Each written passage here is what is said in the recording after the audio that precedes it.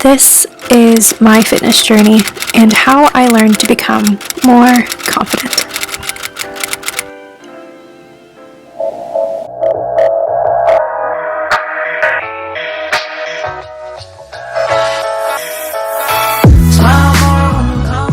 So let's rewind 8 years, where this all kind of began. This is me at 16 years of age.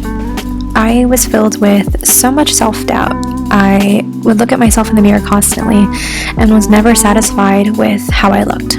I would look around the room at my friends, family, and I realized that I didn't look like everyone else, and I was fed up. But fortunately, I realized that needed to change.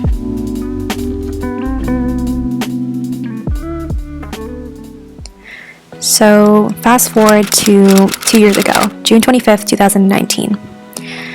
This is basically, I guess, where you can say it all began.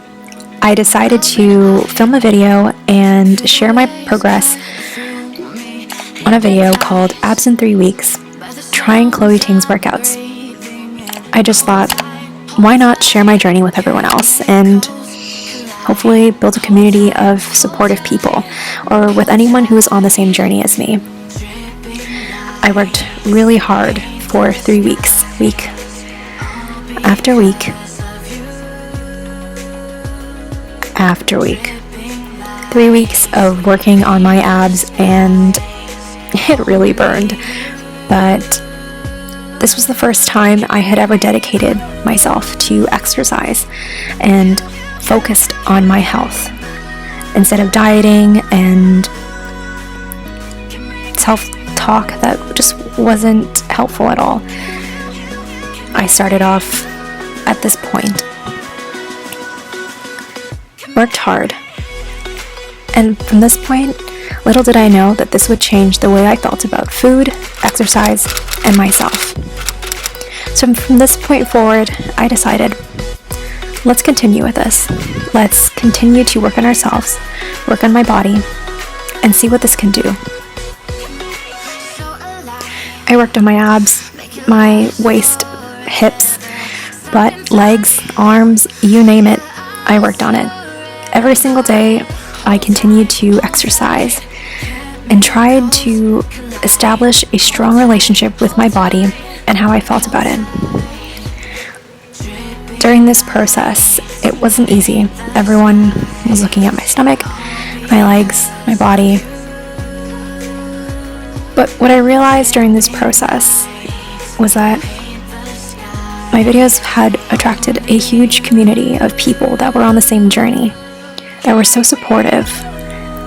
And I realized if they could be proud of me and acknowledge my accomplishments, why couldn't I do the same? And so the more I read the comments, the more I talked to all of you, the stronger the relationship I had with myself, with exercise, and with food. So if you haven't seen any of my videos before, these are basically all of them. I shared every single sweat, every single tear, every single struggle I had with all of these exercises by Chloe Ting, Lilly Sabri, you name it. I was doing them. But I wanted to share this process so that all of you could see that the journey to becoming a healthier person, both in your body and your mind, doesn't happen overnight. It's not linear. But the important part was that I continued to work on my body, on myself, but most importantly, on how I felt when I looked in the mirror, or when I didn't look in the mirror. I wanted to feel strong. I wanted to feel confident. And throughout this process, I didn't realize all of the good things that I was doing for myself. I established the relationship between hard work and results.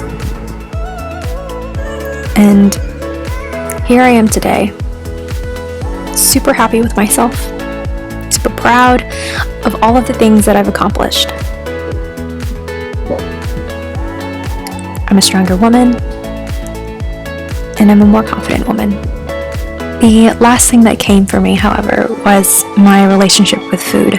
I used to think that junk food was just so bad for you, and that eating too much food was bad for you.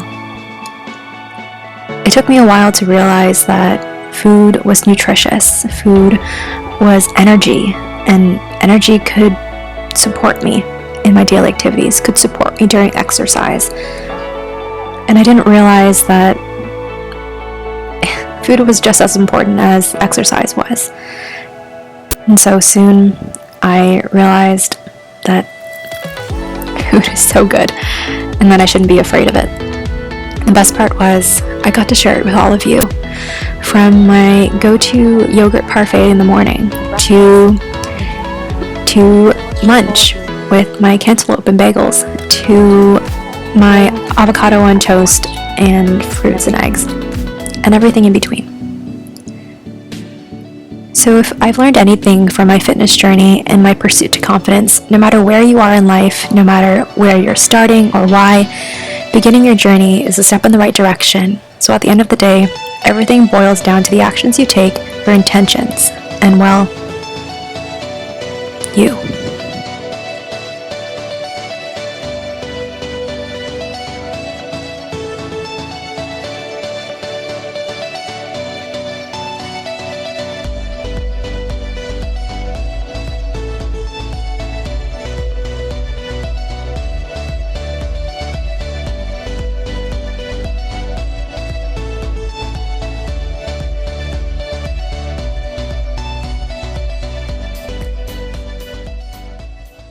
Alrighty guys, I'm going to share with you now 3 tips that ultimately helped me achieve my fitness goals and honestly kept me on track in my fitness journey. So I first want to disclaim that I'm not a dietitian, I'm not a nutritionist, I'm not a doctor. I am a soon-to-be nurse, however, and I am someone who has gone through it all and knows the struggles that you might experience. So I want to share it with you guys in hopes to hopefully help you move along in your fitness journey and make your life easier.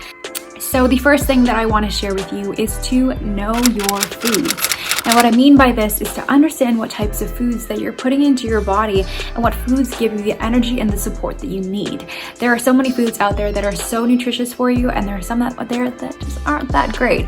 So for example, I absolutely love eating bread. It is something that I just don't want to give up. And now, when it comes to your fitness journey and eating the right foods, there are certain things that obviously aren't good for you, but I'm not saying that you need to get rid of them out of your diet completely. For myself, I love eating bread, but at the end of the day, I would feel super bloated and I wouldn't feel energized and I would feel kind of groggy almost. And so when I began to eat a lot of these things, even though I was exercising, I wouldn't be seeing the results that I was looking for. Now, when I say I was eating bread, I mean I was eating a lot of bread because I love bread. So when I began to slowly reduce the amount that I was eating and eating it more in moderation, what I saw was this boost in energy and this boost in support that I needed to exercise. What I did was to begin to replace the unhealthy carbs, as you could say, with healthier carbs such as quinoa, for instance, that would give me the energy and the support that I needed to exercise. And so when you choose to eat foods that, for example, may make you feel good in the moment, ultimately, do they make you feel good at the end of the day? And if they don't, maybe take those back and reduce them to a certain level that is kind of appropriate and is in proportion to your diet.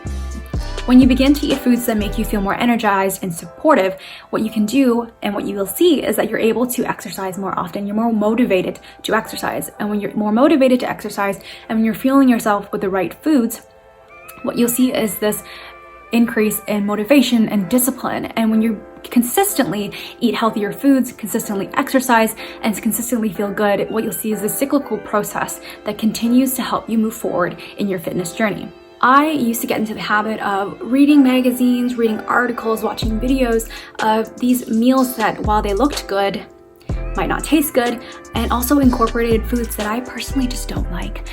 Now, for example, I don't like sweet potatoes at all, and that may be a very contrary opinion, but I used to look at meals and see that people would incorporate sweet potatoes. And while I would try to incorporate them in, and I would have to force myself to eat them, and that would ruin the rest of my meal. And so what I thought was, eventually, why am I eating things that I don't like? There are so many different foods out there in the world that you guys can choose to eat that give you the same nutritional value as something that you might see in a magazine that someone always recommends that they like. So I want you guys to remember that when you choose the foods that you eat, they also have to make you feel good in the sense that you do like them as well, and that eating should not be a chore. It should be something you choose to do, and it should be a fun time. Cooking and eating is fun. So step number 2 is to know yourself. This kind of goes in hand with knowing your food, understanding what makes you feel good and what gives you the energy and the support you need for exercise. In the same way that you choose your food, you should be just as picky with your exercise. Doing exercises that are beneficial to you are just equally as important as eating foods that are beneficial to you. Now, not everyone likes cardio, not everyone likes HIIT exercises, not everyone likes going on a run, not everyone likes doing floor workouts, not everyone likes to do lifting. So really, choosing the types of exercise that you like to do can make the process a lot more easier. For example, I personally don't like doing cardio whatsoever. I know it's important that I need to get my heart rate to rise, but there are so many different ways that you can get cardio into your workouts. Now, that doesn't actually mean that I have to go on a run or I have to do a HIIT workout. I can, for example, skip rope, for instance, something that I personally find to be super fun. So that's something that I can do alternatively to exercising. And so not only does that give me the exercise that I need, but it also makes the process much more fun and leaves me wanting to come back to it. A large portion of moving with your fitness journey is finding the motivation and building that discipline to continue to exercise and be consistent with your exercise. However, if you're doing something that doesn't make you feel good, that doesn't make you want to come back to it, it makes the process a whole lot more difficult, and it makes you just kind of quit almost. So when I say know yourself, I also mean to understand what makes you feel good, and when you choose exercises that make you feel good, you get in a rule. So step number 2 is to know yourself. And what I mean by know yourself is to understand, again, what makes you feel good and what do you like to do when it comes to exercise. In the same way that I mentioned about knowing your food, you need to know yourself in terms of what you like in terms of exercise. So what are things that make you want to come back to it? For example, I personally don't like doing cardio whatsoever, but I know that I do need to do cardio if I want to, for example, shed some fat, or if I want to improve my cardiovascular and respiratory systems. So for example, I personally don't like to do HIIT workouts, but I do like skipping rope and I do like going on a run, for instance. These are things that can, for example, increase my heart rate and help me improve my cardiovascular system and my cardiovascular health, and ultimately is a form of exercise that I do need to do. So when I say be picky with your exercise choices, be picky with your exercise choices, because ultimately you're the one who's doing all of the work. And just because a video says that you have to do this workout, or this magazine says you need to do this workout, doesn't mean you have to do them. So be picky with what you want to do. Do things that make you feel good, that give you that endorphin release, that gives you those happy hormones. These are things that make your fitness journey a whole lot easier and makes exercise fun. It's all, again, the cyclic process about building habits, healthy habits, and building consistency in your workouts that helps you ultimately achieve your results. Alrighty, so in terms of knowing yourself also, what I also mean by this is that you do need to understand how your body reacts to exercise. For a lot of people, exercise may come easy, and for other people it may be a much more difficult process. And in the same way that you lose weight more easily, you can also gain weight easily, and vice versa. So when you are exercising and you are working on your fitness journey, know that this is completely individualized. You can follow a fitness routine and fitness regime, and while they do promise, for example, sometimes to be able to shed, say, 10 pounds, for everyone and every body, we are genetically different, and none of us are exactly the same. So how you progress in your fitness journey is completely different than another person. So when you know yourself and you understand how your body changes, it makes the process a lot more individualized, and you don't have that comparison process. The worst thing you can do for yourself is to compare yourself to others and how they're doing in their fitness journey, and that often makes you feel better, or it can make you feel worse. And so the idea here is to focus on just yourself and not anyone else. The last step is by far the most important step, and that is to have fun. Exercise and eating should be such a important process in your fitness journey, and they don't have to be a chore. These things are meant to be fun. Eating should be fun, cooking should be fun, and exercise should be fun. When you start to choose to do things and to eat things, to exercise a certain way that makes you feel good, you realize that this process becomes a whole lot easier. I stopped doing workouts, for example, that I didn't personally enjoy. There are so many alternatives that I could do that I had fun with, for instance. And there were certain foods that I just genuinely did not like eating and didn't enjoy eating, and that honestly would kind of deter me from eating the rest of my meal, or just didn't give me the appetite that I needed anymore, and I would feel satiated or full, and I would resort to foods that would make me feel good, but ultimately didn't make me feel satiated and full, and that made me continue to eat snacks, for example, which again would kind of put me back in my fitness journey. So when I say have fun, these are things that you should be doing that make you feel good, that make you want to go back and have another meal, to go back and eat that certain food again, to exercise and continue to go through your fitness journey and your fitness routines. These are the most important things, and this is the most important rule that or tip that I can share with you guys, is that exercise and your workout journey should be a fun time. It isn't always going to be easy, but when you make things like eating and exercise fun, the rest of the process comes along quite. What's also really important is that you eat foods that make you feel satiated and full. For a lot of the times, for instance, when I would eat bread, for instance, that would keep me full in the moment. And later in the day, what would happen is that I would get hungry. And what this would do is promote snack eating. Now, we all know that snacking is not always a good thing, especially when you're eating junk food or eating foods that aren't healthy for you. So when I began to eat foods that made me feel more satiated, what happened was that I reduced the amount of snacking that I would do. And with reduced snacking, I was able to eat healthier foods and also reduce the amount of kind of excess calories that weren't necessarily needed in my diet.